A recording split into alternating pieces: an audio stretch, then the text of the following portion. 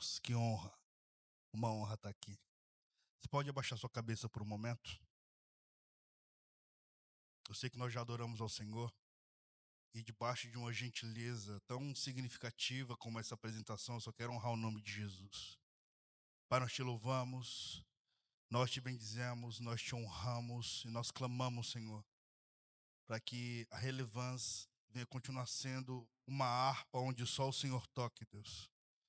Eu oro para que essa igreja venha continuar gerando vida, gerando, ó Pai Santo, fome por assuntos eternos e que continue sendo, ó Pai Santo, tradutores da sala do trono para o homem contemporâneo. Que o teu nome venha ser honrado, ó Pai Santo, a cada passo e a cada ovelha que chegar, ó Pai Santo, nesse aprisco, que venha ser, ó Pai Santo, cheia da tua presença. Essa tarde, ó Pai Santo, eu oro para que o Senhor fale conosco e eu clamo, Espírito Santo, para que os nossos ouvidos venham ser, ó Pai Santo, como potes onde o Senhor vem encher de azeite, Deus, e que nós venhamos transbordar da tua presença e da tua graça, em nome de Jesus. Meus irmãos, que honra estar aqui. Tiago Sugihara, meu amigo há muitos anos, companheiro de reino, e eu louvo o nome do Senhor por tudo que Jesus tem feito nessa igreja e nas nações que vocês têm chegado, que o reino de Deus venha ser essa bússola que apacente e direciona uma geração. Amém? Abra sua Bíblia comigo, por gentileza, irmãos. Em Atos, capítulo 16, eu sinto no Espírito em ministrar um sermão que eu vou denominar como modeladores de cultura. Você pode repetir comigo? Modeladores de cultura. E eu gostaria de ler o texto todo com vocês, todo o capítulo, e a minha tradução é a King James atualizado. Está escrito assim, irmãos. Paulo chegou também a Derbe e Listra, e vivia ali um discípulo chamado Timóteo, filho de uma judia cristã, sendo seu pai grego. Os irmãos de Listra e Icônio davam bons testemunhos dele. Então Paulo se interessou em que ele o acompanhasse para a sua missão, e para tanto o circuncidou por causa dos judeus que viviam naquela região, pois era do conhecimento de todos que seu pai era grego. À medida em que passavam pelas cidades, transmitiam as decisões tomadas pelos apóstolos e presbíteros em Jerusalém, a fim de que passassem a serem obedecidas. Assim, as igrejas eram edificadas na fé e cresciam em número dia após dia. E viajando por toda a região da Frígia e da Galácia, Paulo e seus companheiros de ministério foram impedidos pelo Espírito Santo de pregar a palavra na província da Ásia. Quando avizinharam-se então a região da Mícia, procuraram subir até Bitínia, mas também o Espírito de Jesus não lhes permitiu. Então, contornando a Mícia, desceram para Troade. Durante a noite, Paulo teve uma visão. Nela, um homem da Macedônia em pé rogava-lhe: passa a Macedônia, ajuda-nos. Imediatamente após ter recebido a visão, preparamo-nos para partir rumo à Macedônia, concluindo que Deus nos havia chamado para pregar o evangelho aos macedônios. Navegando de Troade, seguimos em linha reta até Samotrácia, e no dia seguinte para Neápolis. De lá, rumamos para Filipos, que é a cidade mais importante desse distrito da Macedônia e também colônia romana. Nessa cidade ficamos por vários dias. No dia de sábado, saímos da cidade para a beira do rio, onde imaginávamos encontrar um bom lugar para orar. Assentamo-nos e começamos a conversar com algumas mulheres que ali também estavam reunidas. Uma delas nos ouvia e era temente a Deus e chamava-se Lídia, vendedora de tecido de púrpura da cidade de Tiatira. E aconteceu que o Senhor lhe abriu o coração para acolher a palavra pregada por Paulo. Depois de batizada, bem como os da sua casa, ela nos convidou, rogando: se julgais que sou crente no Senhor, entrai e permanecei em minha casa. E assim nos convenceu. E aconteceu que, indo nós para o lugar de oração, nos saiu ao encontro uma jovem escrava que estava tomada por um espírito que a usava para prognosticar eventos futuros. Dessa forma, ela arrecadava muito dinheiro para os seus senhores, por meio de adivinhações. Segundo Paulo e a nós, vinha essa moça gritando diante de todos: estes homens são servos do Deus Altíssimo e vos anunciam o caminho da salvação. E ela insistiu em agir assim por vários dias. Finalmente, Paulo irritou-se com aquela atitude e, dirigindo-se ao Espírito, repreendeu, exclamando: ordeno a ti, em o nome do Senhor Jesus Cristo, retira-te dela. E ele, naquele mesmo momento, naquele mesmo instante, saiu. Percebendo que a sua esperança de lucro havia se esgotado, os proprietários da escrava agarraram a Paulo e a Silas e os arrastaram para a praça principal, diante das autoridades, e então apresentaram aos magistrados locais e os acusaram, afirmando: esses homens, sendo judeus, perturbam a nossa cidade, pregando costumes que a nós, romanos, não é lícito acatar e tampouco praticar. Então a multidão unânime os atacou, e os magistrados, rasgando-lhes as roupas, ordenaram que fossem açoitados com varas. Depois de tê-los espancado muito, os jogaram na prisão, recomendando ao carcereiro que os vigiasse com toda a atenção. Havendo recebido tais ordens expressas, ele os lançou no cárcere interior e lhes prendeu os pés no tronco. Por volta da meia-noite, Paulo e Silas estavam orando e entoando hinos de louvor a Deus, enquanto os demais presos os ouviam. De repente aconteceu um terremoto tão violento que os alicerces da prisão foram abalados. No mesmo momento, todas as portas se abriram e as correntes que prendiam a todos se soltaram. O carcereiro despertou do sono e, vendo abertas as portas do cárcere, desembainhou a sua espada a fim de se matar, pois concluíra que os presos todos houvessem escapado. No entanto, Paulo gritou: não te faças isso, eis que todos estamos aqui. Então o carcereiro pediu luz, correu para dentro e, trêmulo, atirou-se aos pés de Paulo e Silas. Em seguida, conduzindo-os para fora, rogou-lhe: senhores, o que preciso fazer para ser salvo? Eles prontamente lhes afirmaram: crê no Senhor Jesus, e assim serás salvo, tu e os de tua casa. Eles ministraram a palavra de Deus, bem como a todas as pessoas de sua casa. Naquela mesma hora da noite, tomando-os consigo, lavou-lhe os ferimentos, e logo foi batizado ele e todas as pessoas de sua casa. Então insistiu para que subissem à sua casa, onde lhes preparou mesa farta. E com todos os seus expressava grande júbilo por haverem crido em Deus. Louvado seja o santo nome do Senhor. Fundamentado nesse texto, irmãos, e no enredo sociológico, histórico e também teológico, eu quero ministrar sobre esse tema: modeladores de cultura. Bem, as Sagradas Escrituras, irmãos, apresentou ao mundo o homem primata do criacionismo. As Sagradas Escrituras trouxe os fundamentos do judaísmo e do cristianismo. As Sagradas Escrituras mudou a história da arte, porque se não fosse a Bíblia, nós não teríamos os afrescos de Michelangelo, muito menos as artes de Leonardo da Vinci. A Bíblia, meus irmãos, também nos legou noções básicas sobre a vida moderna e também sobre os direitos humanos e também sobre o livre-arbítrio. A grande verdade, quando você analisa o contexto da profecia de Gênesis 3,15, que do ventre da mulher nasceria um fruto que pisaria na cabeça da serpente, nasceria aquele que pisaria na cabeça da serpente, você começa a analisar que Jesus nasce na plenitude dos tempos, e quando Jesus nasce, esse que poderia segurar o universo na palma das mãos, mas abriu mão dessa glória para navegar no ventre de uma virgem, ele foi gigante pela própria natureza. Jesus foi esse ser tão significativo que com 30 anos, 33 anos na verdade, reformou os 3 maiores poderes de seu tempo. Os 4 maiores poderes de seu tempo: o poder executivo, o poder legislativo, o poder judiciário e poder religioso, sem pegar em armas, sem usar tortura, sem perder a doçura. Jesus foi tão significativo, irmãos, que ele encontrou com homens que cheiravam a peixe. E após 3 anos com esse cara, 1092 dias, esses caras começaram a exalar o mais nobre perfume da inteligência humana: Jesus. Muitos homens se levantaram ao longo da história e foram íntimos na arte de pensar. Esses caras foram implacáveis na construção dos pensamentos. Platão foi o pai das relações sociopolíticas. Platão escreve uma obra chamada Fédon, quando ele cita nessa obra sobre Sócrates, que é o pai da ética. Você vai ter Epimênides, um filósofo tão significativo, que é citado inclusive na carta de Paulo, quando ele escreve para Tito. Você vai ter homens como Confúcio, o pai da brandura. Você vai ter Sakyamuni, um dos homens que pincelou o budismo. Homens que foram implacáveis na arte de pensar.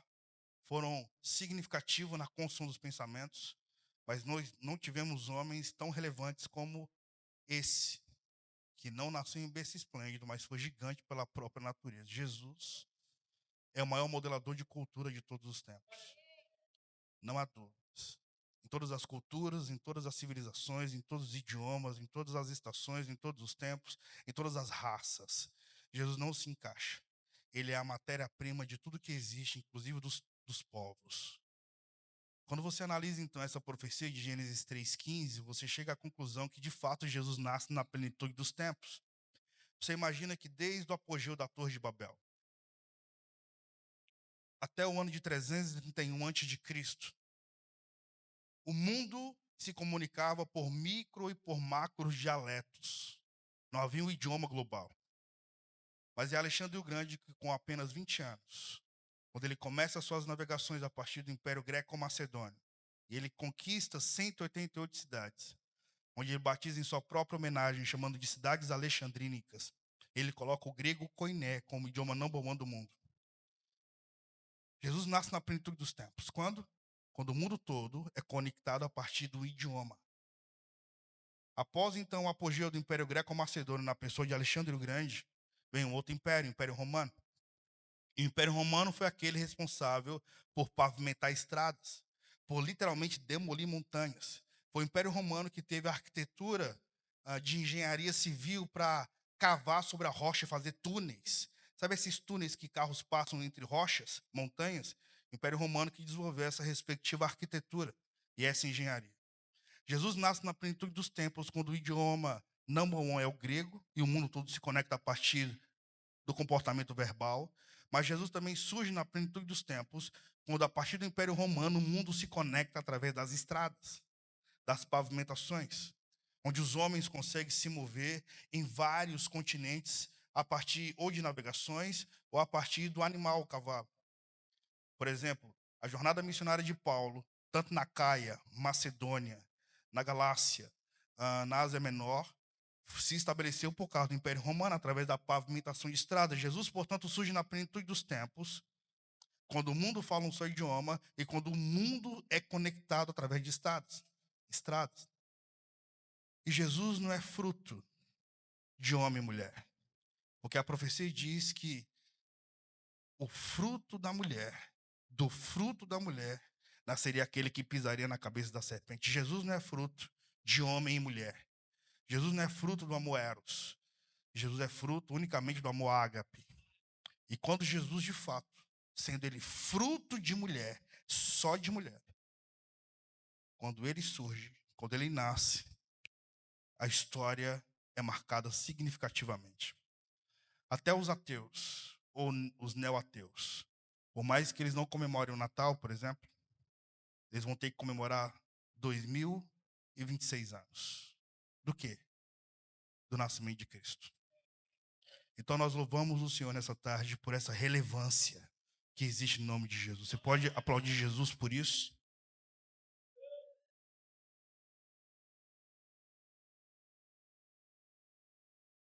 À luz do texto que nós lemos de Atos capítulo 16, o apóstolo Paulo, certamente você sabe disso, ele está na sua segunda viagem missionária. O apóstolo Paulo é esse desbravador de terras. Eu soube que ministraram sobre Paulo, se não me engano, no sermão anterior ao meu. Mas o texto diz que Paulo, ele vai para a sua segunda viagem missionária, ele não vai sozinho. Ele vai acompanhado de um profeta de Jerusalém chamado Silas. Ele vai acompanhado de um historiador, de um médico e de um cientista chamado Lucas. E ele está sendo acompanhado em sua segunda viagem missionária por um filho na fé chamado Timóteo. E é Lucas, então, que registra os respectivos relatos do texto que nós lemos. O propósito de Paulo era chegar na Ásia. Mas ele ouviu uma voz, uma teofania auditiva e disse que um homem da Macedônia falou. Ele ouviu a voz de um homem, uma voz humana. Passa pela Macedônia e ajuda-nos. Por que foi uma voz de um homem e não uma voz de um anjo? Por que foi a voz de um homem e não uma voz de muitas águas? Porque quem precisa de ajuda são homo sapiens, gente como nós, dotado de vulnerabilidades. Então ele escutou a voz de socorro da humanidade. E o único socorro que pode tirar a humanidade de uma asfixia existencial se chama Jesus. Paulo foi esse arquiteto da sala do trono, melhor, foi esse tradutor da sala do trono. Ele que foi um tradutor dos céus sobre a terra dos gregos, sobre a terra dos homens. Impelido pelo Espírito Santo, ele não vai cumprir a sua jornada na província da Ásia. Então ele vai para a província da Macedônia, que a Bíblia chama de uma espécie de colônia romana. Ele vai para o que nós conhecemos como Europa contemporânea. Ele chega então na Europa e o reino de Deus se estabelece então através dessa segunda viagem de Paulo agora no Ocidente. Dessa cidade, irmãos, se evidencia algo extremamente eloquente e algo extremamente inquestionável, fundamentado nesse texto. O que acontece é a consequência de um coração incendiado diante de uma geografia carente da presença de Deus. Paulo modela a cultura de forma significativa na cidade de Filipos. Segundo o texto lido, a primeira análise textual que eu quero fazer com você é que o evangelho chega até as pessoas pela graça soberana de Deus. Sobretudo, irmãos, através de um homem que se torna uma carruagem que o leva e que apresenta um diamante para um desesperado na eternidade. Um mendigo na eternidade, quando encontra o evangelho, é um miserável existencial encontrando o diamante mais precioso do mundo. E Paulo tem essa capacidade de fazer com que o evangelho seja o único alimento, o único caminho, o único meio a ser desejado. Paulo conseguiu fazer isso na cidade de Filipos. A Bíblia diz, irmãos, aqui nesse texto, que o apóstolo Paulo alcança corações diferentes. E quando ele alcança, na verdade, ele só vai revelar Jesus, mas quem faz a obra da redenção e da salvação não é o homem. Porque quem convence o coração do homem é o Espírito Santo. Acompanhe comigo, por gentileza, Atos 16, versos 13 e versos 14. Está escrito assim: No dia de sábado, saímos da cidade para a beira do rio, onde imaginávamos encontrar um bom lugar para orar. Assentamos-nos e começamos a conversar com algumas mulheres que ali também estavam reunidas. Uma das mulheres que nos ouvia era temente a Deus e chamava-se Lídia, vendedora de tecido de púrpura da cidade de Tiatira. E aconteceu que o Senhor lhe abriu o coração para acolher a mensagem pregada por Paulo. Perceba, irmãos, o texto fundamenta que não foi ela que abriu o coração para a mensagem, mas foi o Senhor que abriu o coração dela. Está fundamentado aqui, irmãos, que a obra soberana para salvar do homem não vem do homem. A obra soberana para salvar o coração do homem vem do próprio Deus. É Deus que abriu o coração dela. Portanto, a iniciativa para salvar uma vida vem do próprio Deus, o que na teologia nós podemos chamar de doutrina da reconciliação. O homem caído é encontrado por um Deus soberano. E um Deus soberano devolve dignidade para o homem caído a partir de uma ponte.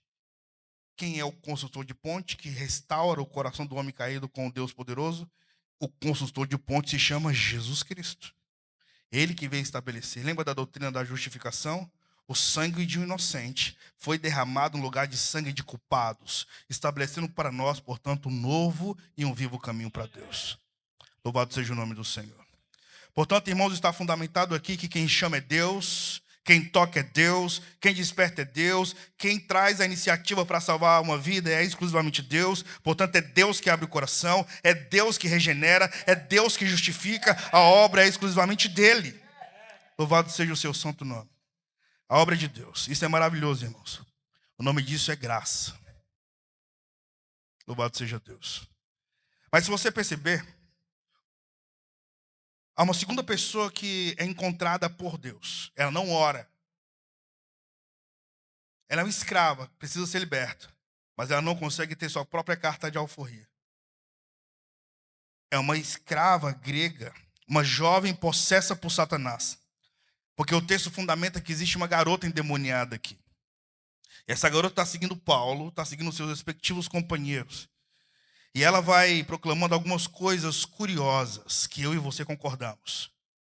Uma mulher endemoniada olha para Paulo e diz: esses homens são servos do Deus Altíssimo e esses homens estão vos anunciando a palavra de Deus. Pergunta, irmãos, tem alguma coisa de errada com as palavras dessa garota? O que há de errado no que os lábios dela estão declamando? Absolutamente nada. Só tem uma coisa errada, irmãos. A voz que está por trás daquela biologia não é a voz da garota. São vozes de demônios. Quem está evidenciando que aqueles homens são servos de Deus não é um ser humano. São demônios. E isso irrita o apóstolo Paulo. E Paulo, irmãos, compreende que aquela mulher estava demoniada, portanto ela estava possessa, e ela era uma epitonisa, ela carregava o espírito de adivinhação. E Paulo chama a nossa atenção com a resposta que ele dá. E a resposta que ele dá é: cala-te, Satanás. Por que Paulo pede para que Satanás fique em silêncio e pare de elogiá-lo? Por um fundamento para nós, como igreja, nós não podemos reconhecer elogio de demônios. Porque a palavra de Deus, na boca do diabo, não é a palavra de Deus, é a palavra do diabo. Por quê? Porque o diabo não usa de interpretação significativa e quebrantosa. Ele usa aquela palavra que era de Deus para enganar a humanidade. Lembra da maior tragédia da humanidade? Qual foi a maior tragédia da humanidade? Foi quando o pecado entrou no mundo, porque a mulher abriu a sua agenda para conversar com o diabo a respeito do que Deus havia estabelecido. Então o apóstolo Paulo fundamenta isso. Nós não podemos nos embriagar com o elogio de demônios, mesmo que seja para proclamar que Jesus Cristo é o caminho, a verdade e a vida. Nós não precisamos ser reconhecidos pelas trevas, porque nós somos representantes exclusivamente da luz. Louvado seja Deus. Com isso, irmãos, eu chamo a sua atenção para um outro fundamento. A libertação dessa garota não partiu dela mesma. A libertação dessa garota foi fruto exclusivo da soberania de Deus, através de um homem que decidiu ser embaixador de Cristo, se submeteu a isso e honrou isso. O que é um embaixador, irmãos? O embaixador é um diplomata, é aquele que representa a sua constituição em outra nação. E se ele representa uma constituição em outra pátria, significa dizer que ele não tem opinião. Inclusive, irmãos, você pode ter uma fé poética, uma fé profética, uma fé romântica. Se você não tiver uma fé bíblica, você vai ter uma fé apócrifa, aquela que não foi divinamente inspirada por Deus. Então, quando pedirem a sua opinião, ó filho de Adão, quando pedirem a sua opinião, apresentem um mundo com um fundamento. Sobretudo se for um fundamento bíblico. Porque você concorda que entre a sua e a minha opinião, eu estou sempre concordando com o que eu sempre penso? Entre a minha e a sua opinião, obviamente, você está sempre concordando com o que você pensa. Agora, os 24 anciãos se curvam e ofertam suas coroas porque vê um fundamento eterno no centro, que é Cristo Jesus, o nosso glorioso Redentor. Você pode aplaudir o nome de Jesus?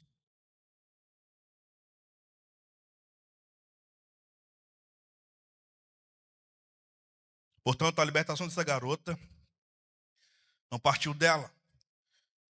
Foi fruto da chama que queimava no apóstolo Paulo. Foi fruto da soberania de Deus.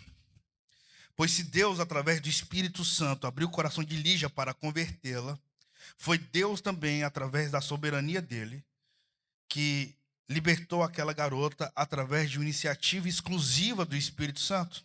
Quem faz a obra é Deus, irmãos. Mas o texto ainda fala sobre um terceiro ser humano. É um servidor público. Um agente penitenciário. Depressivo. Suicida em potencial.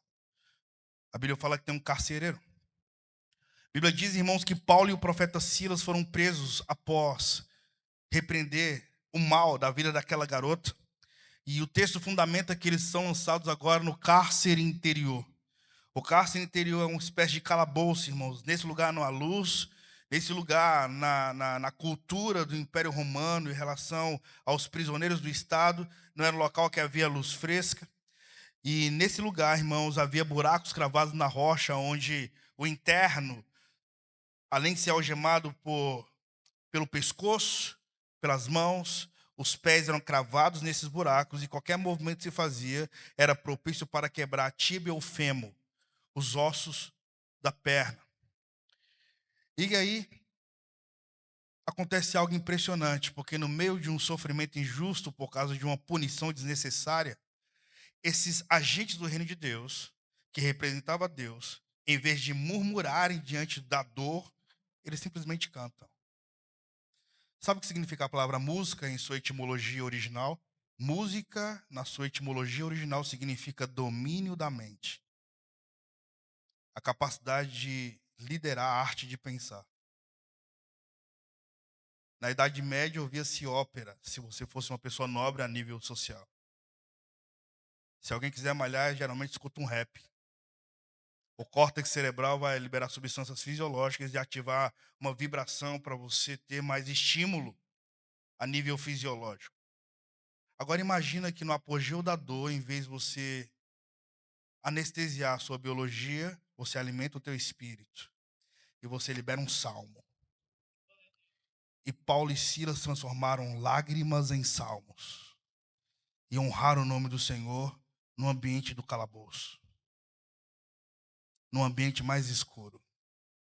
Os caras decidiram acreditar na luz que brilhava na alma deles.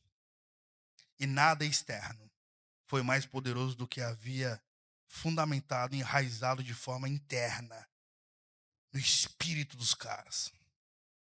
Louvado seja o nome do Senhor.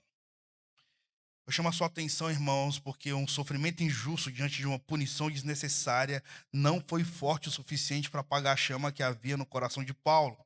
Pelo contrário, esse sofrimento injusto convidou Paulo e Silas para gerar um movimento de avivamento e de salvação através da temporada da dor. Está fundamentado aqui, irmãos, que quem ama o Senhor Jesus escreve as maiores ou as melhores páginas da sua biografia no tempo da dor. Eu me lembro de um hino da harpa que diz que os mais belos hinos e poesias foram escritos em tribulação. E é verdade, cara. Eu já passei momentos muito difíceis. E foram os momentos mais sofridos que eu vi Jesus se revelando de forma mais graciosa. Existe beleza, irmãos, na perseverança. E a perseverança é a única estrada que a eternidade utiliza para devolver a honra. Louvado seja o nome do Senhor. Mas diz as Escrituras, irmãos, que por volta da meia-noite, é o texto que nós lemos, está escrito que Paulo e Silas cantaram e oravam. E enquanto eles cantaram e oraram, veio sobre aquele ambiente um terremoto. No meio do louvor acontece um terremoto, placas tectônicas se movem. E todos veem um ambiente tremendo. E nesse terremoto, irmãos, 3 milagres acontecem. O primeiro milagre que acontece é um milagre físico. Porque está escrito, irmãos, que um terremoto naquela proporção, um terremoto que tremeu tudo, sobretudo abriu cadeados e algemas. Foi um terremoto que não trouxe danificação a nenhum tipo de parede daquele edifício público. Qual foi o milagre físico, irmãos? Aquele terremoto poderia levar aquele edifício colapso abaixo, todos ali poderiam morrer. Portanto, nós temos um milagre físico.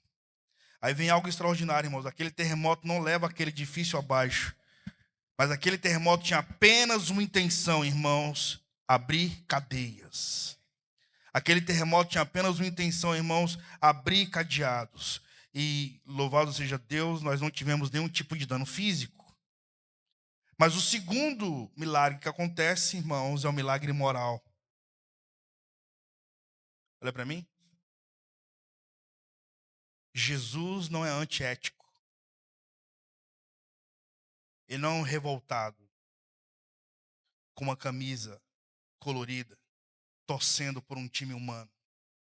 Jesus é elegante. Eu creio no código de etiqueta espiritual. Jesus é muito elegante, cara. Jesus viveu numa temporada autocrática, ditatorial, mas não desenvolveu uma personalidade agressiva e nem ansiosa. Jesus, parece-me que Jesus, ele foi inteligente o suficiente para cuidar do seu eu interior. Ele se alimentava bem, ele comia uma boa proteína, ele comia peixe assado. Ele comia um bom carboidrato, ele comia pão temperado com ervas amargas. Jesus bebia água, Jesus peregrinava. A atividade física libera substâncias fisiológicas responsáveis pela adrenalina, felicidade e autoestima. Parece-me que Jesus treinou os seus 33 anos por seu momento áureo para carregar a cruz. Olha para mim, irmãos. Falar para mim isso não é maduro, se preparar para sofrer. Quem é que se prepara para sofrer? Uma mulher grávida com 9 meses. Nós já tivemos algumas gestações. E é muito duro ver uma mulher grávida, para quem é pai. Mas quando ela tem o bebê no colo, a dor que ela suportou não é maior do que a alegria de uma bênção. Louvado seja o nome do Senhor. Portanto, irmãos, o segundo milagre físico é um milagre moral. Por que você acha que acontece quando em um presídio as portas do cárcere se abrem e nenhum preso foge? O que você acha, irmãos, em um presídio quando, porque alguém cantou a nível espiritual, eu oro e as portas se abrem? E a Bíblia diz que o carcereiro, sabendo que seria justiçado porque ele estava na segurança do seu turno, ele pega a espada e tenta se matar.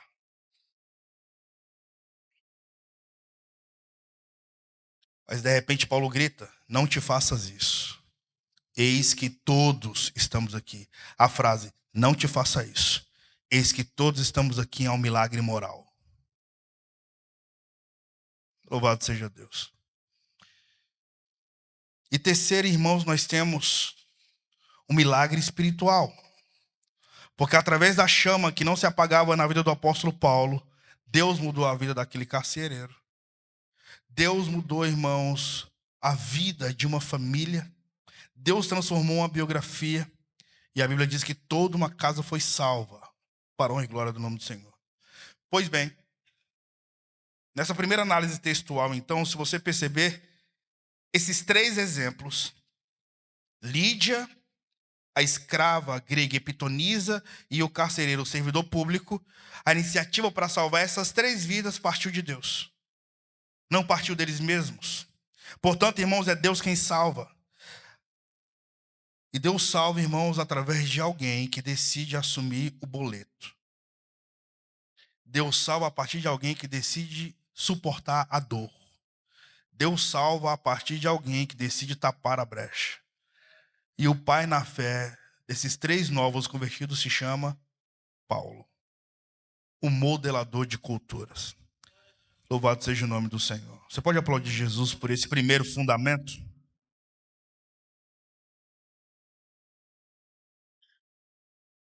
Mas há uma segunda verdade aqui que eu gostaria de destacar, uma segunda análise textual, agora não mais teológica, agora mais sociológica.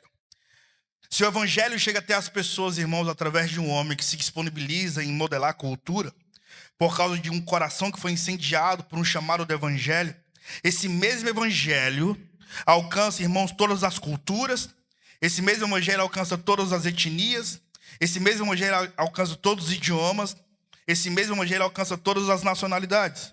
Portanto, o evangelho alcança todo tipo de gente. E nesse texto, irmãos, a cidade de Filipos é um retrato disso. Pois Deus salva na cidade de Filipos três raças, três nacionalidades diferentes. A primeira nacionalidade diferente que Deus encontra aqui é uma asiática da cidade de Tiatira, Lídia. A segunda nacionalidade que o Senhor Deus alcança nesse texto é uma grega, escrava, Epitonisa. E a terceira nacionalidade que Deus alcança nesse texto é de um cidadão romano. Portanto, meus amados irmãos, o ministro de Deus com coração incendiado se transforma numa carruagem para modelar a cultura. A salvação de Deus, irmãos, alcança então todas as línguas, todos os povos, todas as raças, todas as etnias. Louvado seja Deus. E não há, irmãos, uma etnia mais privilegiada em detrimento de outra. Pois Deus salva todas as raças. Deus, portanto, não olha a cor da pele. Deus não olha, irmãos, conta bancária. Deus não se surpreende com os nossos diplomas na parede. Deus ama todos, irmãos, porque está escrito que Cristo morreu para comprar com seu sangue todas as pessoas que procedem de todos os povos. É o Evangelho. Louvado seja o nome do Senhor. Mas a terceira análise textual, o ministro de Deus com o coração incendiado se transforma em uma carruagem para impactar não apenas nacionalidades diferentes ou culturas diferentes, mas o evangelho alcança todas as classes sociais. Louvado seja o nome do Senhor. E na cidade de Filipos, nós temos um extrato disso. A primeira pessoa a se converter na Europa foi uma milionária. O texto chama ela de vendedora de tecido de púrpura. A primeira pessoa a se converter na Europa foi Lídia. Para você ter uma noção, irmãos, púrpura é uma substância fisiológica que era encontrada apenas nos moluscos do mar Mediterrâneo. Púrpura era um tecido usado apenas pelos senadores romanos. Púrpura era um tecido usado apenas por pessoas de alto calibre social.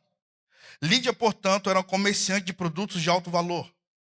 Lídia, irmãos, foi encontrada por Deus em uma reunião de oração. Portanto, está fundamentado aqui, meus amados irmãos, que o evangelho é para gente rica. Podre de rica. Muito, muito rica. Gente que comercializa tecidos de alto valor como Lídia. Lembra de Jó? Que o texto chama ele de um homem mais rico do Oriente, mas também o mais piedoso de todo o Oriente. A vida de Jó fundamenta, irmãos, que é possível você ser muito, muito rico e o mais santo entre todos.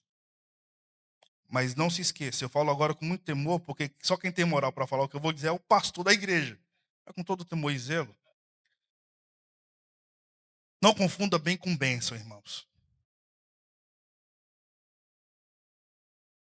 Não é porque um cara adquiriu um bem que ele é um abençoado. Não faça isso. Às vezes nós temos a utopia de ver alguém que cresceu na quebrada. Ele fala, esse cara está na quebrada, mas ele foi para um bairro nobre. Olha como o cara foi abençoado. Depende. Se o cara tinha o nome escrito no livro da vida na quebrada, e o nome dele continua no livro da vida na classe alta, esse cara está abençoado. Mas se não, irmãos, ele estava indo para o inferno na quebrada, agora está indo para o inferno na classe alta. Ele não foi abençoado, só mudou de geografia. Ou esse cara pode ter um carro popular. Sei lá, um HB20, um Palio, um Uno. Aí agora ele tem um X3. Ou tem um carro premium. Aí alguém fala, meu irmão, olha como o cara foi abençoado, olha o carrão desse cara. Depende. Se o nome dele continua no livro da vida. Se ele compreender que quando você cresce 2 degraus, e se você é discípulo de Jesus, porque você cresceu 2 degraus, você diminui 4 em humildade e simplicidade. Se você cresceu 4, diminui 8 em humildade e simplicidade. Porque o Cristo que nós voluntariamente adoramos, nasceu em um berço emprestado. Entrou em Jerusalém um jumento emprestado. Foi sepultado numa sepultura emprestada, mas está sentado gloriosamente no mais alto e sublime céus. Louvado seja Deus. E aí, então a pessoa está com um Uno e agora tem um carrão. Aí tu fala, olha que cara abençoado. Não confunda bem com bênção. Porque esse cara podia fazer muito pecado com HB20 ou com Uno. Mas agora o cara faz muito pecado com um X3. Ele estava indo para o inferno com um Uno, agora ele está indo para o inferno com um X3.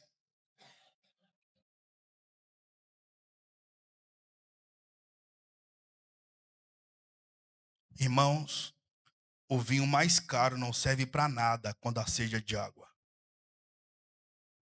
E eu creio que os berços da simplicidade compõem biografias de ouro.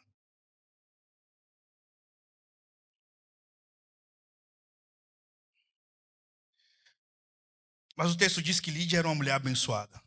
Muito, muito rica.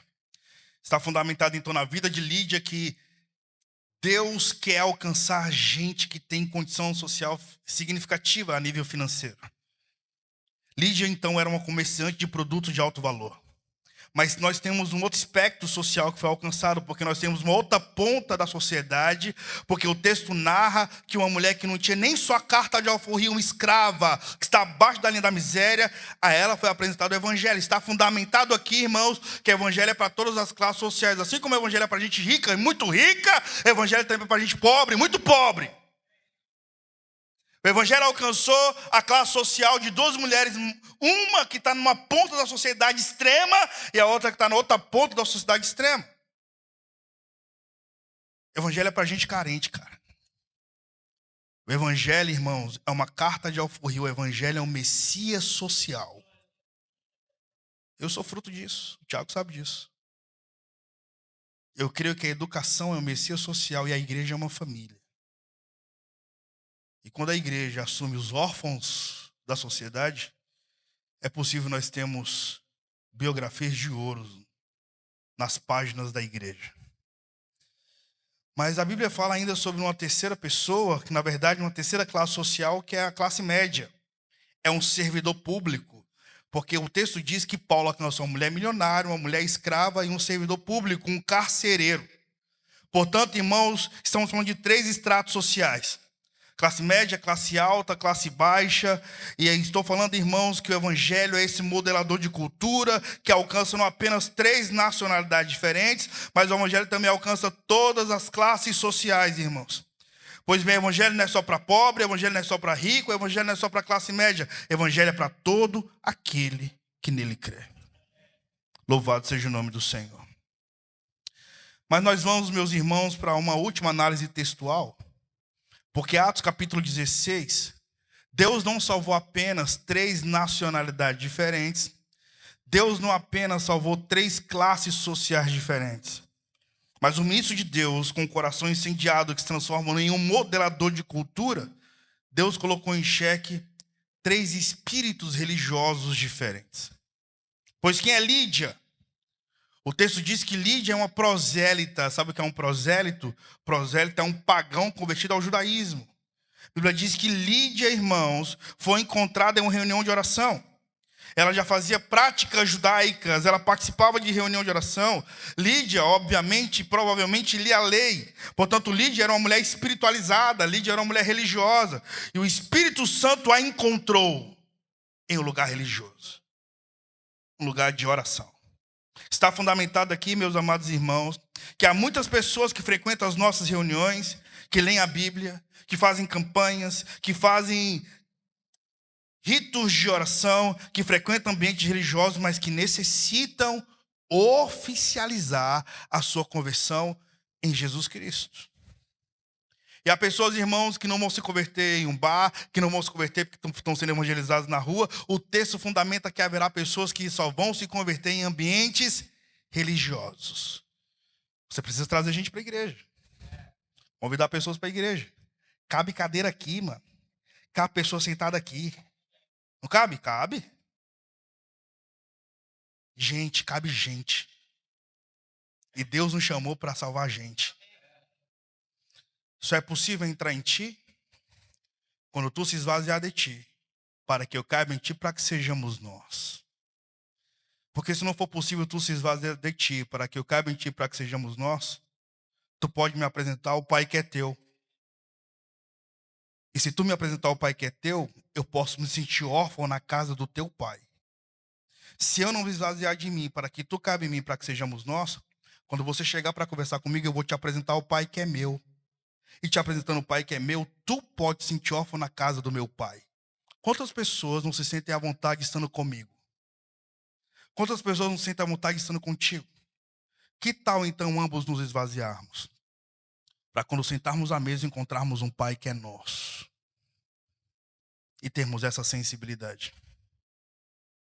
Pois bem, irmãos, o texto fundamenta então que Lídia se converteu em um ambiente religioso. Está fundamentado que haverá pessoas que só se converterão em uma comunidade de fé. Precisamos trazer mais e mais pessoas para a nossa igreja local. Você pode dizer amém? Amém. Mas há uma outra análise antropológica que o texto fala sobre a escrava. Lídia era uma religiosa, prosélita, ela se converte agora ao cristianismo. Mas o texto agora fala de um outro espectro antropológico religioso. Fala de uma mulher que está mergulhada no ocultismo. Ela está, portanto, aqui mergulhada no misticismo obscuro. Estamos falando de uma mulher prisioneira de Satanás. Estamos falando, então, de uma satanista. Estamos falando, portanto, de uma menina que era instrumento do diabo, escrava de demônios e de homens, que as usava para explorar pessoas. E ela tinha espírito de adivinhação, e esse poder de adivinhação vinha de demônios. O evangelho alcança gente que está no obscuro mundo das trevas. O evangelho alcança gente que está vivendo a podridão de conexão com demônios. Cara, eu louvo o nome do Senhor. A minha maior jornada cristã, minhas maiores experiências com Deus foram dentro de universidades. Cara, eu ministrei em 580 universidades. Nós alcançamos 80 mil estudantes universitários. Eu batizei 2.700 estudantes de medicina. Eu vi os irmãos aqui de Santa Cruz, preguei muito na Alcebol. Fiz um culto na Alcebol, que eu vi o auditório da Alcebol todo vindo aos pés de Jesus. Fui a Córdoba, na Argentina, Paissandu, no Uruguai, Santa Cruz de La Sierra, Potosí, Yuni, Cochabamba, Sucre, Yuni, Cusco. Fui em Samaipata, brother, onde tem um vulcão inativo na Bolívia que se enterrava guerreiros incas. Tive experiências com Deus, com várias noites da Alcebol lá, vários. Sabe o que é poderoso, irmãos? Eu nunca vi alguém que pensa muito. Eu nunca vi alguém que tem capacidade intelectual ser inteligente espiritual. Eu nunca vi gente que tem PhD, mestrado, doutorado, desenvolver uma espiritualidade que revela a Deus, a não ser que essa pessoa se quebrante. Lembra de Paulo em Atenas? Para os intelectuais gregos, o pregador do evangelho é um tagarela. Lembra que eles perguntaram, o que está falando esse tagarela? Para os intelectuais, Jesus é um Deus desconhecido. E nós precisamos traduzir Jesus para os ambientes mais escuros. Deixa eu te falar uma parada. Eu fiz agora um tour de ministrações em universidades federais e 2.000 estudantes nós reunimos 2.000 estudantes em várias universidades federais. E esse avivamento que você está vendo nas redes sociais, a gente está intimamente conectado a isso, apacentando essa galera. E eu estava na URGS, na Universidade Federal do Rio Grande do Sul, 1.500 estudantes. Quando eu cheguei em Porto Alegre, nós fomos recepcionados pelo principado da cidade. Eu também não sabia, Porto Alegre é a capital do satanismo na América Latina. Capital da Umbanda, capital da Quimbanda. Quando você analisa a nível antropológico, cultura afro, você vai ter candomblé, cultura afro pura, você vai ter Umbanda, cultura afro, um sincretismo religioso mixigenado com cristianismo, Quimbanda, cultura afro, mixigenada com satanismo. Mano, a reitora da universidade nos expulsou, porque o movimento satânico da URGS não permitiu que nós fizéssemos culto. E a reitora falou, não vai fazer culto. Nós vamos fazer o culto, mano, com 1.500 jovens na frente da URGS. Chamaram a Polícia Federal para tirar a gente, cara. E quando os seguranças chegaram e viu que só não tinha adolescente, porque ele já está chegando quase na casa dos 40 anos, olharam para mim, aí não sabia se era um lutador, se era policial. Não estou zoando não, é verdade. Até saber que eu sou professor de história, mano, e sou pastor, mas deixa pensar, né, brother, o que quiser. Aí chegou, cara, me identifiquei, falei, e nós fomos expulsos de lá também. Nós fizemos um culto com 1.500 jovens em um local onde havia várias feitiçarias. Nós fizemos culto pisando em galinha oferecida, cara, farofa, chutando farofa. Eu me senti um pentecostal da década de 90. E nós vimos o reino de Deus se movendo. Mas vou te falar, a opressão que eu vivi, e foi, irmãos, semanas antes da morte do Charles Kirk. Existe uma atmosfera das trevas que tenta inibir o reino de Deus nesses ambientes escuros. É possível impactar esses ambientes, mas se eu for pegar o texto, e eu não questiono o texto, que o texto que me questiona. Se eu for analisar o texto, eu posso alcançar esses ambientes, mas eu preciso resistir às dores das chapadas e cantar à meia-noite. Louvado seja o nome do Senhor. Pois bem, irmãos, a terceira religião que foi impactada aqui, através de modelador de cultura, foi uma mulher que está envolvida com o ocultismo. Mas a última análise antropológica, irmãos, foi um carcereiro. Esse carcereiro, ele era um soldado romano. Ele era um funcionário público, ele era um ateu. Estamos falando, então, de 3 características religiosas que o reino de Deus gera um impacto a ponto de modelar a cultura. Deus não alcança apenas 3 nacionalidades diferentes, 3 idiomas diferentes, ou 3 raças diferentes, mas Deus impacta também 3 classes sociais diferentes. E Deus também impacta 3 características antropológicas religiosas diferentes. Uma prosélita, uma mulher religiosa, uma mulher obscura, envolvida com satanismo, e um carcereiro ateu. Por que ele era ateu? Porque provavelmente esse cara não cria em Deus. Esse cara cria no homem. Esse cara dizia que César era o seu senhor. E com isso, meus amados irmãos, esse carcereiro está com identidade religiosa completamente distante do Senhor Jesus Cristo. E aí nós vemos um modelador de cultura vindo sobre essa geografia. E o sistema que dominava o Império Romano se curvou diante do Evangelho a partir de um modelador de culturas. Eu sinto confiadamente no Espírito, irmão, Jesus levantando aqui modeladores de cultura.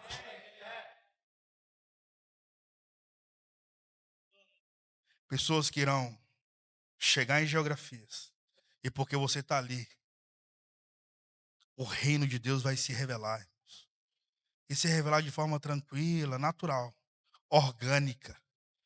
O reino de Deus vai ser revelado, louvado seja o nome do Senhor. Portanto, eu estou falando que um coração incendiado no apogeu do Império Romano, a despeito do seu sofrimento, alcançou uma mulher piedosa, alcançou uma mulher prisioneira de Satanás e alcançou, irmãos, um servidor público. Eu estou falando que o evangelho alcançou gente diferente, de cultura diferente, de nacionalidade diferente, de idioma diferente, gente rica, gente pobre, gente mística. E todo esse universo, irmãos, foi alvo da graça do nosso glorioso Redentor. A partir de um homem que tinha um coração incendiado pela glória de Deus. Hoje o Senhor nos convida para nós modelarmos cultura.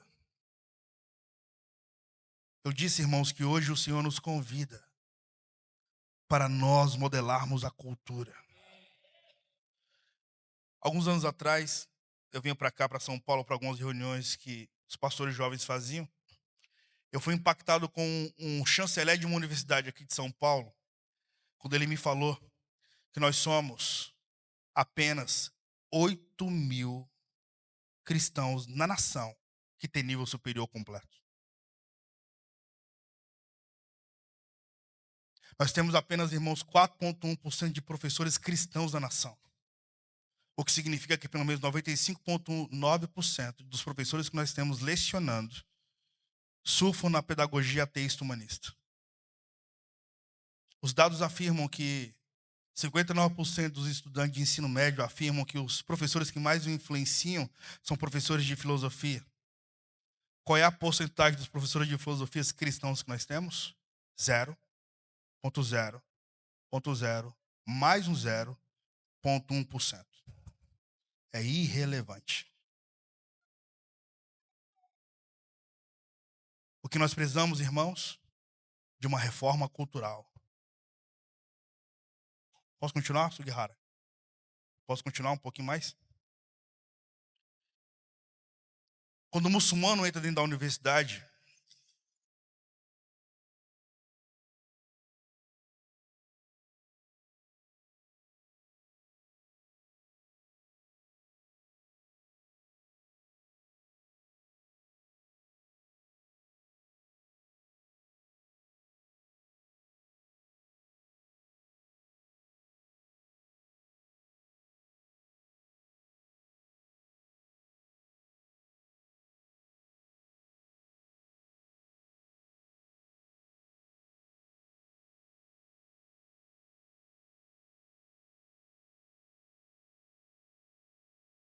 aleluia.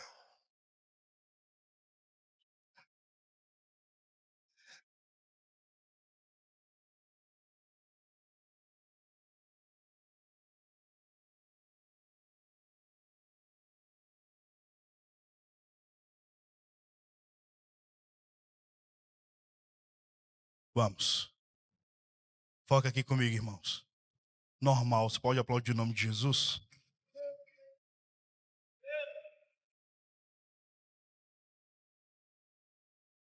É o som do Shaba, brother. Deixa eu voltar ao raciocínio que eu ia falar outra coisa. Vou nem me mover, vou ficar aqui de boa. Quando o muçulmano entra dentro da universidade, o muçulmano ele tem acesso a literaturas ateístas humanistas. E quando esse muçulmano se forma, ele se forma islâmico. Quando o judeu entra dentro da universidade, ele tem acesso a literaturas ateístas humanistas. E quando ele se forma judeu. Mas os dados afirmam que quando um cristão evangélico, quando entra dentro da universidade, ele sofre uma pressão de secularização absurda. Eu escrevi um artigo científico e coloquei no meu livro, Graça Ensandecida, Adoradores no Território Acadêmico, quando nós comemoramos 80 mil estudantes alcançados. Eu fiz uma análise e uma tese da última década. Estava até conversando com o irmão que me buscou no aeroporto, com a minha esposa. Na última década, nós fomos impactados com uma polarização política assim, absurda. Paralelo à polarização, nós temos o boom de avivamento da era dos movimentos. Você concorda comigo que de 2010 para cá nós tivemos a era dos movimentos?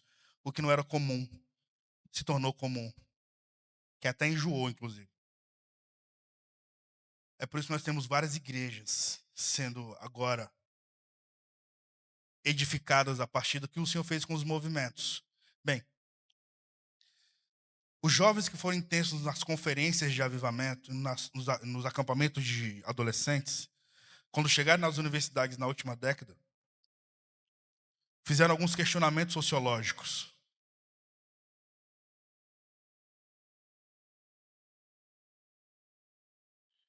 Esses questionamentos sociológicos apontam, irmãos, para uma reflexão que quero trazer para você.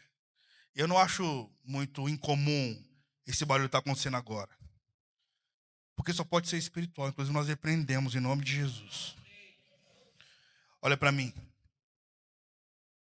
Na última década, nós tivemos o impacto de vários jovens se secularizando dentro da universidade.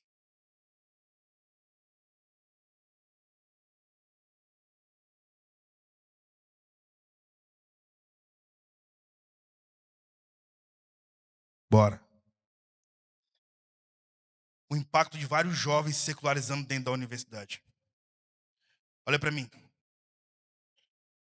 Nós tivemos, irmãos, um coletivo de jovens que chegaram à conclusão que o encontro social humano não se dá porque nós somos da mesma espécie. Mas o encontro social humano se dá por causa de 4 interesses. Primeiro, interesse financeiro. Segundo, interesse sexual. Terceiro, interesse sentimental. E um fenômeno que surgiu na última década, se você é um influencer. As pessoas se encontram por causa desses 4 interesses. Quando o jovem então entra dentro da universidade na última década, ele começou a fazer questionamentos políticos, filosóficos e ideológicos à igreja. E a igreja deu respostas eclesiásticas a perguntas políticas, ideológicas e filosóficas. Esse mesmo adolescente ou jovem começou a fazer perguntas sexuais fisiológicas por causa do boom da erotização infantil. E a igreja, em muitos momentos, deu respostas eclesiásticas a perguntas sexuais e fisiológicas. Insatisfeito com essa respectiva resposta, esses jovens entraram no êxodo eclesiástico, a saída da igreja. Esse êxodo, irmão, se deu até a casa dos 30 anos, 35 anos. A 70 vezes 7, a igreja que eu e minha esposa pastoreamos, ela é fruto do retorno do êxodo. Porque nós, cara, eu preguei em todas as faculdades de Brasília. E lá nós liderávamos aproximadamente 3 mil estudantes universitários. A galera se formou, se casou, se secularizou, teve filhos, voltou para a igreja.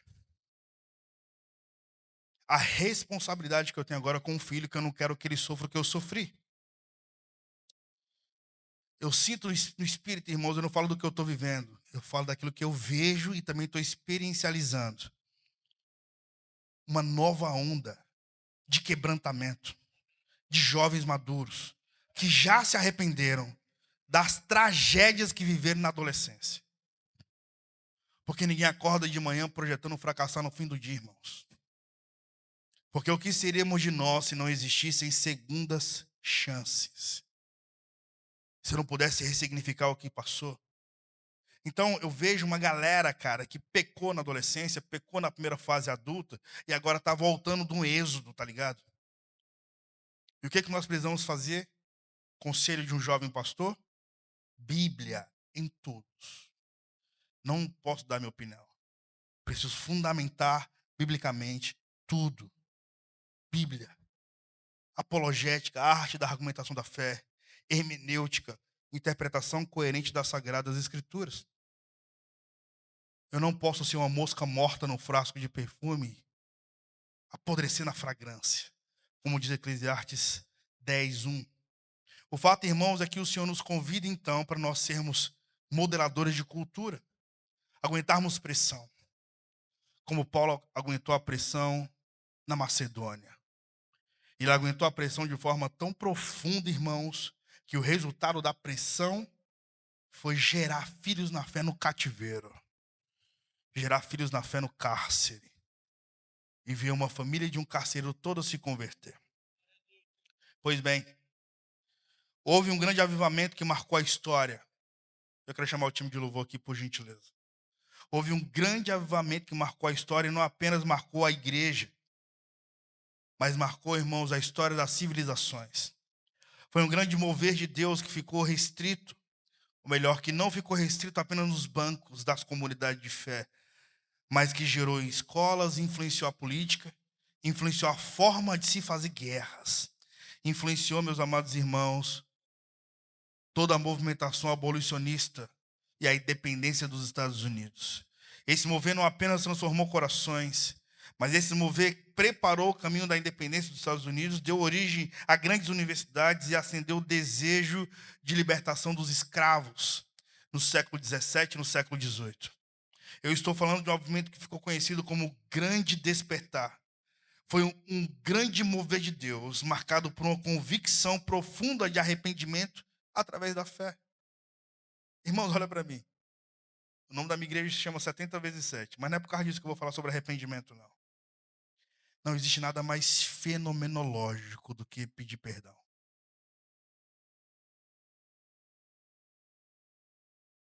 O arrependimento convoca a salvação. A salvação naturalmente traz santificação. E fazer manutenção da santificação é avivamento. Continuar sendo uma chama para o Senhor.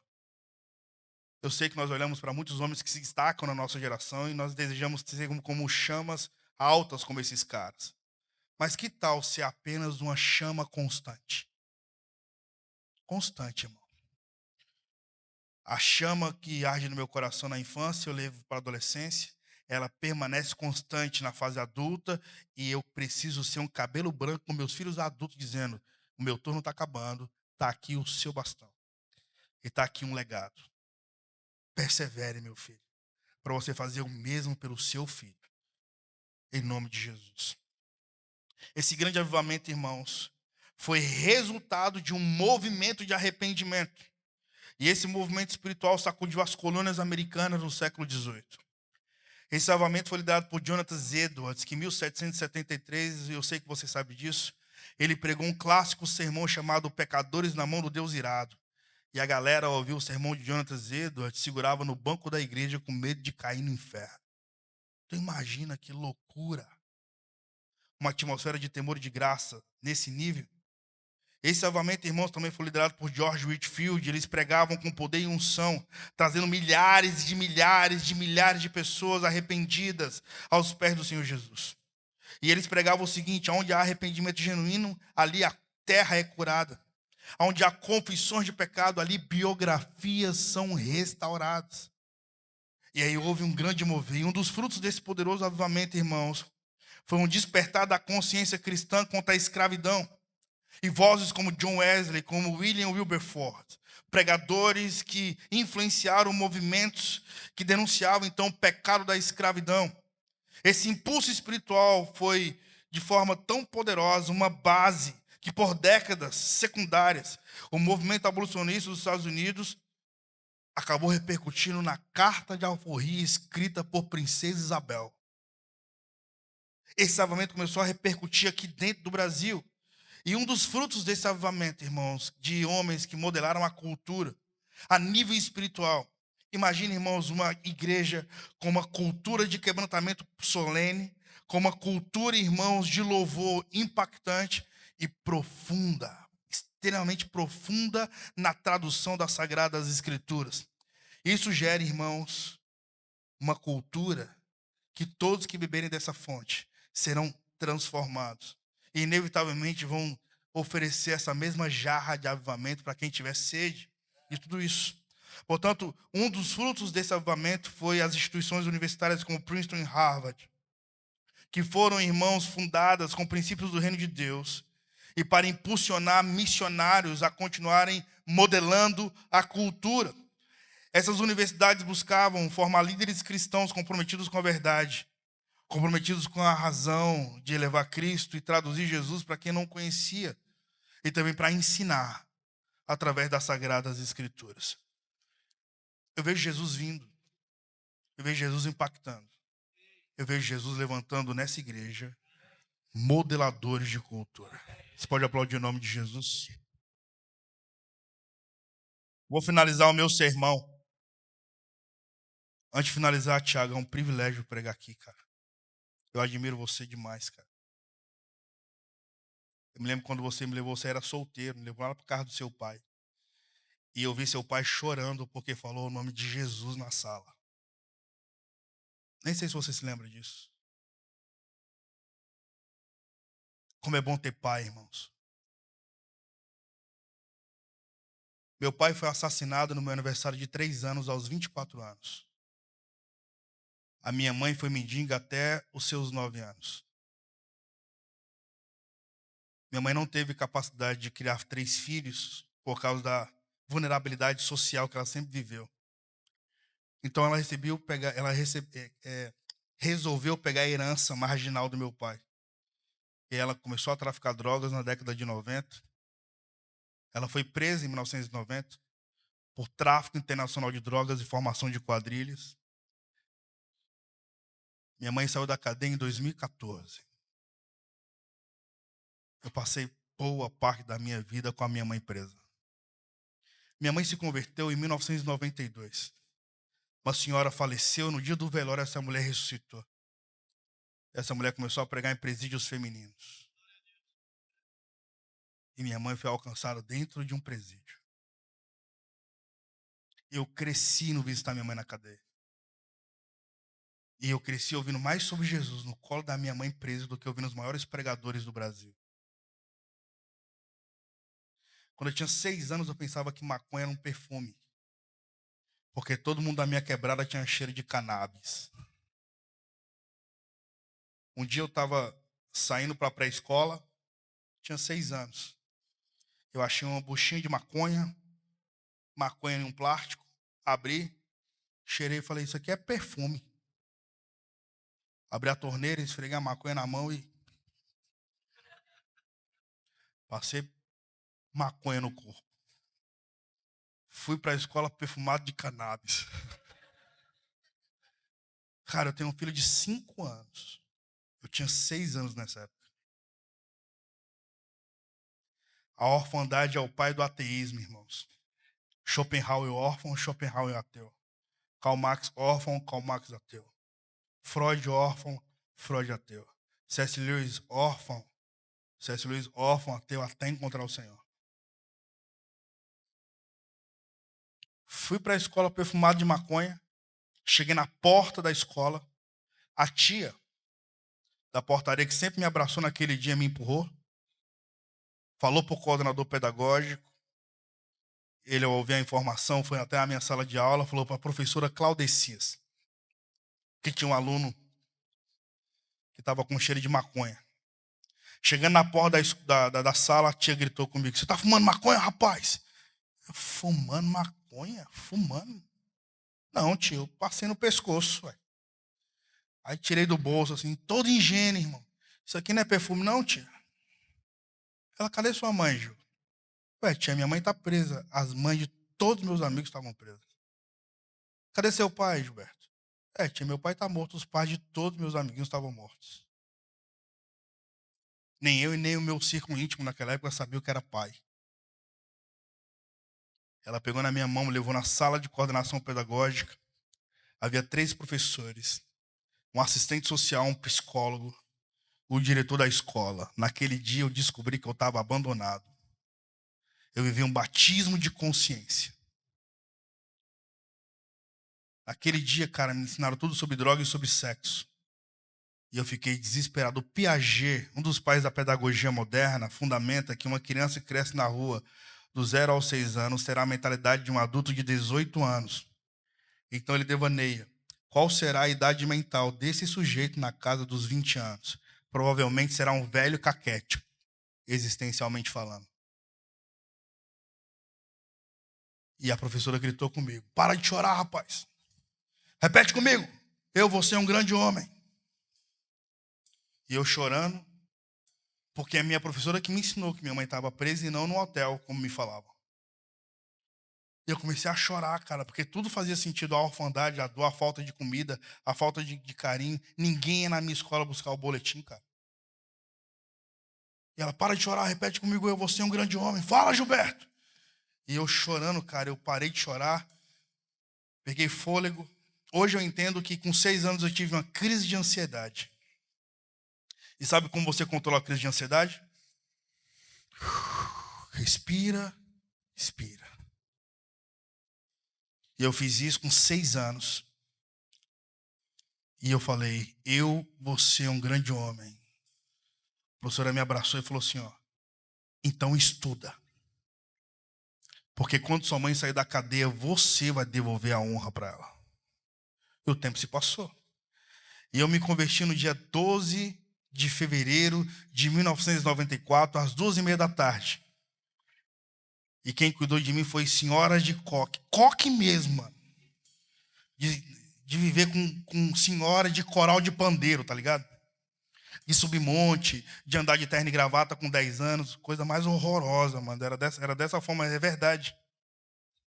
Hoje o ministério que eu exerço é o fruto das orações de senhoras que nem sabiam ler, mas que oravam por mim. Quem são elas? Modeladoras de cultura. Por que a igreja é poderosa, irmãos? Uma vez na UNB, na Universidade de Brasília, é muito raro alguém saber que eu sou pastor, a não ser que olhe na minha rede social, que minha rede social pinga óleo. Mas se não me conhece na rede social, vai pensar que eu não sou. E na UNB, cara, eu já tive vários debates. E uma vez me questionaram: pô, como é que alguém que pensa como você, que tem uma biografia como você, respeita a igreja? Eu falei: mano, o movimento feminista nunca foi no presídio dar um absorvente para minha mãe. O movimento preto nunca foi na minha casa me dar uma cesta básica. Quem sempre cuidou de mim foi a igreja, mano. Na igreja chega um órfão. Esse órfão é recebido e tratado como irmão. Na igreja chega uma mãe em luto porque perdeu um bebê. Aqui ela vai receber uma palavra que vai ressignificar o seu eu interior. Aqui chega um jovem divorciado. Essa pessoa vai ser reconstruída. De repente o Senhor pode reescrever uma nova história. Aqui chega, irmãos, pessoas em luto, que recebem uma palavra, e você vai viver o seu tempo cerimonial do luto, e depois, irmãos, o Senhor vai reconstruir o seu território das emoções. O que é a igreja? Um modelador de cultura. Eu vejo Jesus nessa tarde, devolvendo dignidade e honra. Minha mãe saiu da cadeia no dia 12 de dezembro de 2014. Eu estava lá em Cusco, no sítio arqueológico de Machu Picchu. Eu tinha pregado em toda a geografia do Império Inca, cara. Eu fiz isso 5 vezes, 5 mochilões. Eu estava decidindo em fazer mestrado sobre os primatas da América. Quando eu desci no sítio arqueológico, fui para a estação de trem, tinha comprado meu primeiro iPhone. Conectei com o Wi-Fi e minha irmã me ligou. Gil, minha mãe acabou de sair da cadeia. Eu lembrei da professora Claudecias. Falei: então fala para minha mãe que inicie um processo de devolução de honra para ela. Hoje, minha mãe é empresária, cara. Hoje, minha mãe é uma das principais intercessoras da igreja. Minha mãe está lá com meus filhos enquanto nós estamos aqui agora. Minha mãe, cara, foi uma mulher Ela não teve a oportunidade de me dar um pai. E nem teve a oportunidade de me colocar numa boa escola. Mas ela plantou um tesouro no meu coração chamado Jesus. E Jesus fez tudo, irmão. Eu sinto no Espírito Jesus vindo e gerando redenção e vida. Fique em pé em nome de Jesus. Nessa tarde tão abençoada, nessa igreja tão criativa, essa igreja tão linda. Que igreja bonita, cara. Eu vejo Jesus ressignificando histórias. Estenda as suas mãos.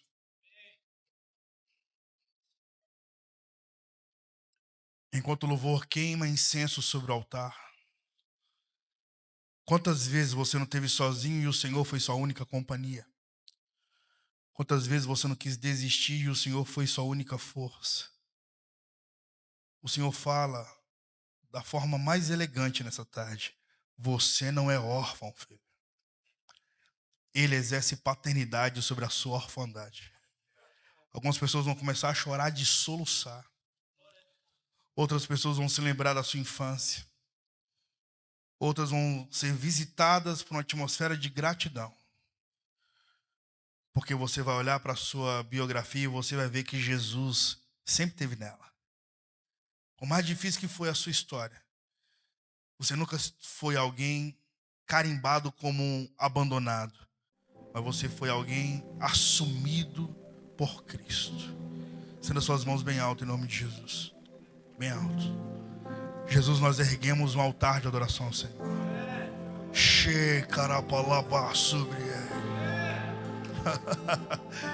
Jesus está aqui. E nessa tarde existe um batismo de pureza. Eu vejo Jesus vindo, cara, e te relembrando. Você consegue se lembrar o dia em que você foi batizado nas águas? Você consegue se lembrar quando você abria as Sagradas Escrituras e você sonhava em ser um tradutor da sala do trono para o homem contemporâneo? Eu vejo Jesus, irmãos, nessa tarde gerando sonhos. Jesus levanta nessa tarde modeladores de cultura. Pai, eu oro para que o seu poder venha impactar os meus irmãos. E eu oro, ó Pai Santo, para que a tua vida flua em nossa vida. Você não é órfão, filho. Há a paternidade de Cristo sobre a nossa alma. Estenda as suas mãos. Se você fala em línguas espirituais, eu quero te influenciar. Ore agora em espírito. Permita Cristo fluir através dos seus lábios.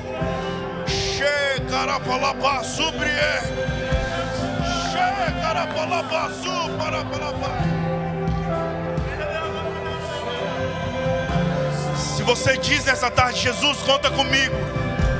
Se você diz, Jesus, eis-me aqui. Jesus, eu quero ser um modelador de cultura. Jesus, muito obrigado por esse capítulo da minha vida quando te encontrei.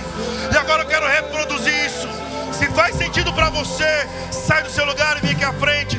Existe uma porção sendo derramada nessa tarde de redenção, de ressignificação e de redignificação.